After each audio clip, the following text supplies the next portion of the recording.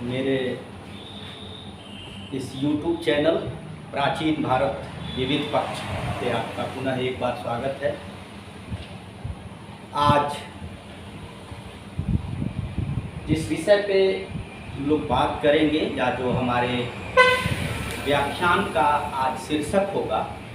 वह भी हिस्टोरियोग्राफी से ही संबंधित है, इतिहास दर्शन और इतिहास लेखन से ही संबंधित है। और वह शीर्षक होगा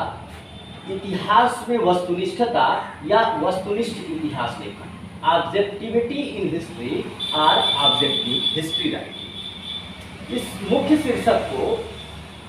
जो कि इतिहास में वस्तुनिष्ठता या वस्तुनिष्ठ इतिहास लेखन से संबंधित है,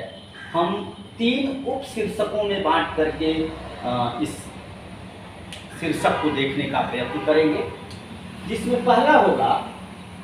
कि वस्तुनिष्ठता या वस्तुपरकता, जिसे अंग्रेजी में ऑब्जेक्टिविटी कहते हैं, वह है क्या या वस्तुनिष्ठता किसे कहते हैं। दूसरा कि वस्तुनिष्ठ इतिहास लेखन की समस्या क्या है,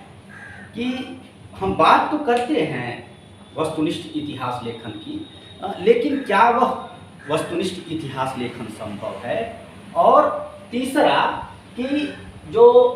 वस्तुनिष्ठ इतिहास लेखन की बात की जाती है कि हमें विज्ञान की ही भांति इतिहास को भी वस्तुनिष्ठ बनाना चाहिए, बनाया जाना चाहिए और वस्तुनिष्ठ इतिहास लेखन की तरफ हमें धीरे धीरे बढ़ना चाहिए। तो तीसरा जो शीर्षक होगा वस्तुनिष्ठता के संदर्भ में कि वस्तुनिष्ठ इतिहास लेखन की संभव सीमा क्या है, अर्थात वस्तुनिष्ठता को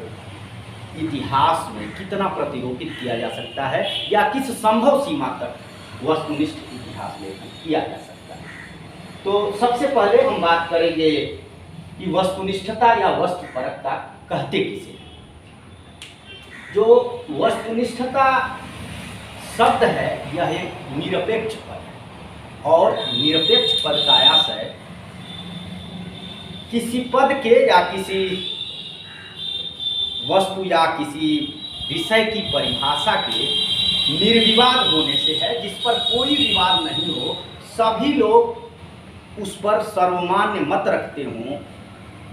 इसी को ही वस्तुनिष्ठता कहते हैं। यानी वस्तुनिष्ठता एक निरपेक्ष पद है, एक निर्विवादित पद है, एक सर्वमान्य शब्द है। 100% जो ट्रुथ हो वही वस्तुनिष्ठता है या उसे ही वस्तुनिष्ठता है। जैसे गणित में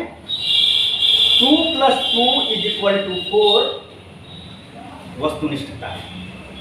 निरपेक्ष पद है। ये भारत में भी मान्य है, अमेरिका में भी मान्य है, इंग्लैंड में भी मान्य है, ऑस्ट्रेलिया में भी मान्य है। विश्व के किसी भी देश और किसी भी कोने में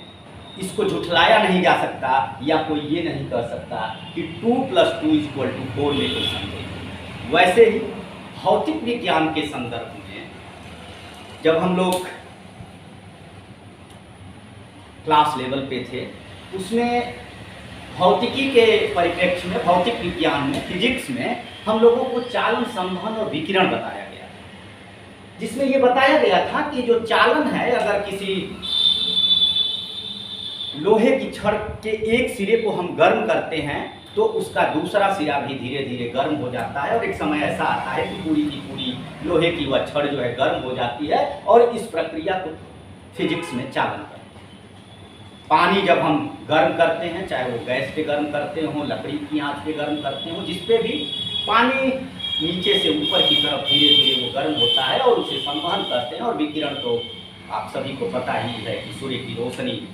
वो जैसे जिस रूप में पृथ्वी पर आती है उस प्रक्रिया को विकिरण करते हैं। तो ये जो चालन, संवहन और विकिरण जैसे जो पद हैं जो फिजिक्स में आते हैं, ये भी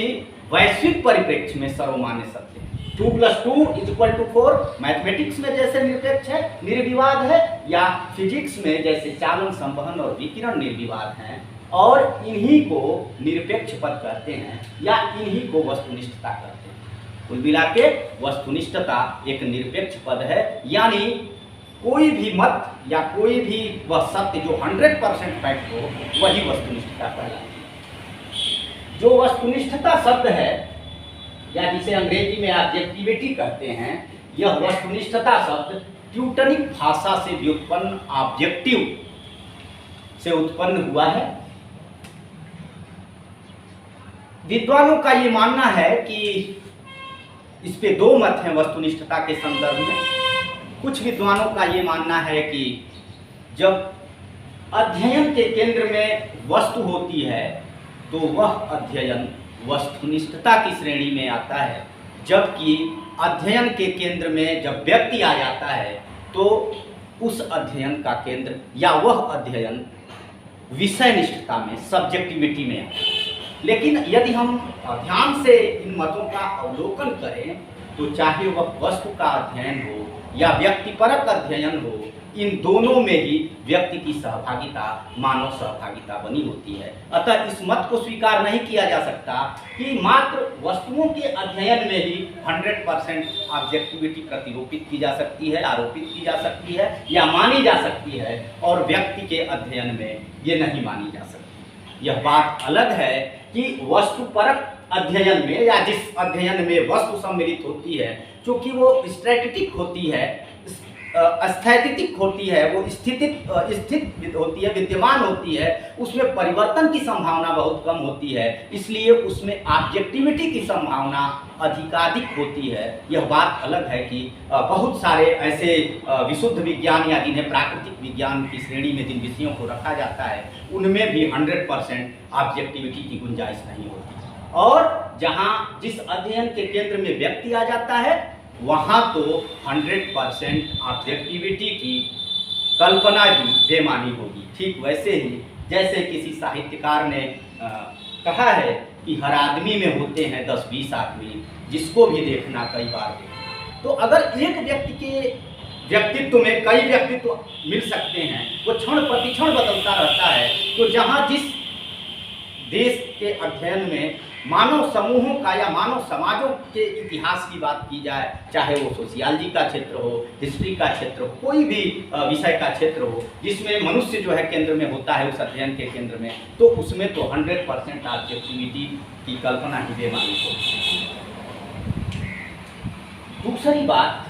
अब हम आते हैं, हमने बात कर लिया कि वस्तुनिष्ठता वस्तुतः है क्या, या जिसे अंग्रेजी में ऑब्जेक्टिविटी या वस्तुपरकता कहते हैं वह है क्या। अब हम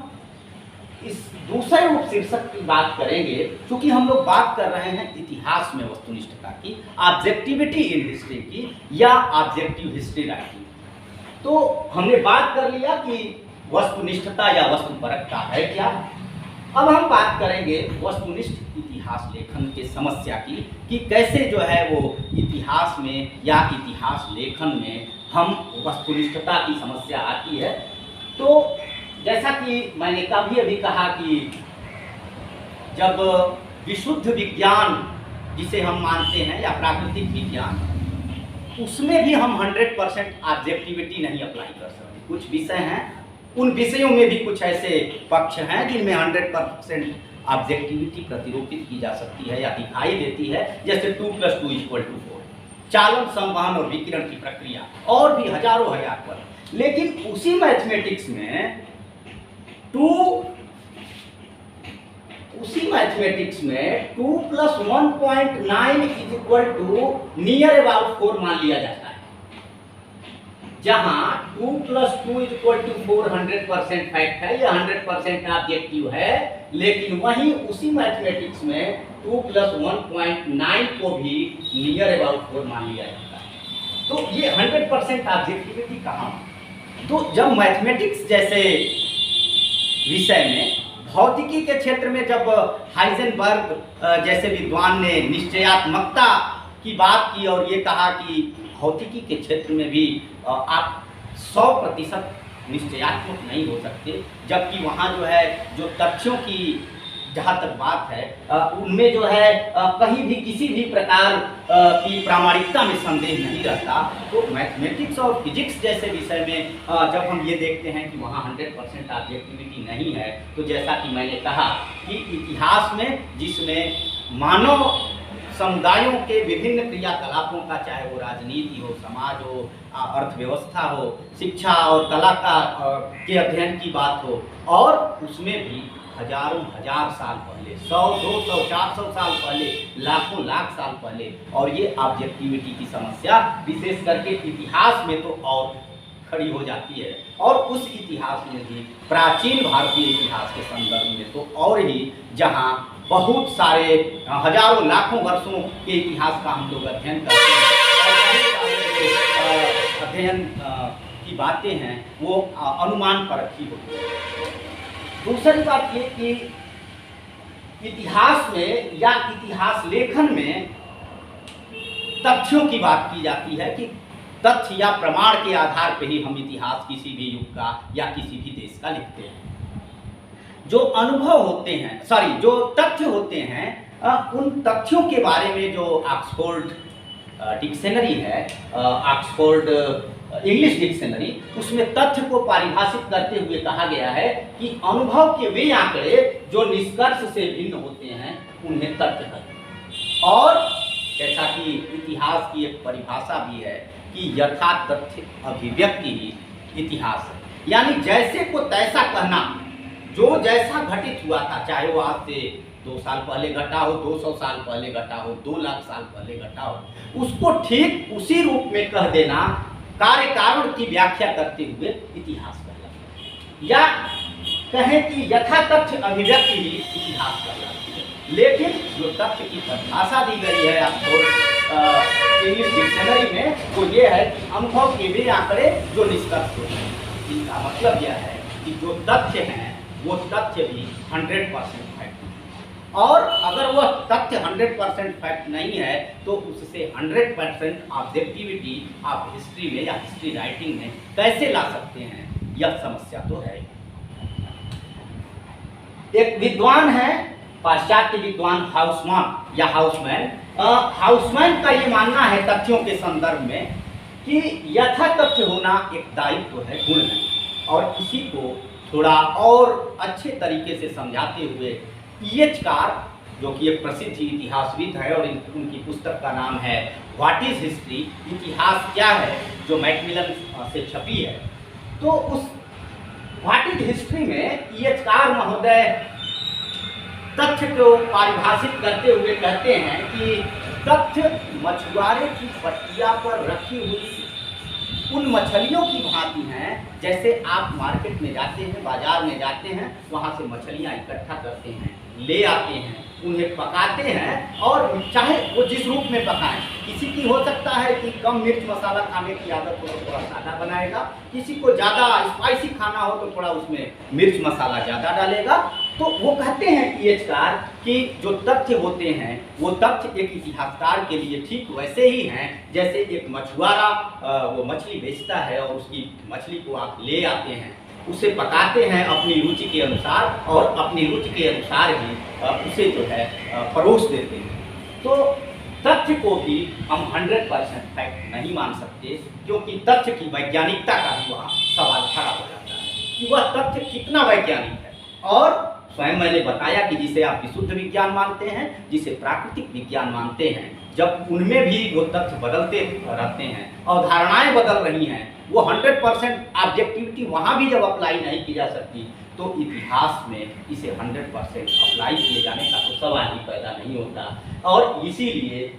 वस्तुनिष्ठ इतिहास लेखन की समस्या उत्पन्न होती है। जैसे इसको आप इस रूप में और अच्छे से समझें, जैसे हम लोग अभी अध्ययन कर रहे हैं इस इतिहास में वस्तुनिष्ठ, या मैं अभी व्याख्यान दे रहा हूँ वस्तुनिष्ठ इतिहास में। अभी जैसे ही क्लास खत्म हो, 20 मिनट बाद, 25 मिनट बाद, 1 घंटे बाद, और जैसे ही 30 मिनट बाद हमारा क्लास ओवर होगा, खत्म होगा, वैसे ही यह हमारा व्याख्यान इतिहास हो जाएगा। और आप मैं सभी से ये सवाल करूं या कहूं कि मैंने जिस रूप में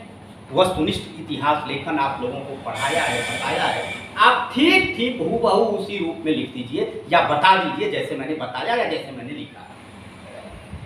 मैं पूरे दावे के साथ कह सकता हूं, और आपको भी ये महसूस होगा। वो केवल मेरे साथ नहीं है, आप भी अगर कोई बात अभी करें और आधे घंटे बाद आप पूछें कि सर जैसे मैंने अभी बात की है उसको ठीक हूबहू उसी रूप में बता दीजिए, तो ये मेरे लिए क्या दुनिया के किसी भी आदमी के लिए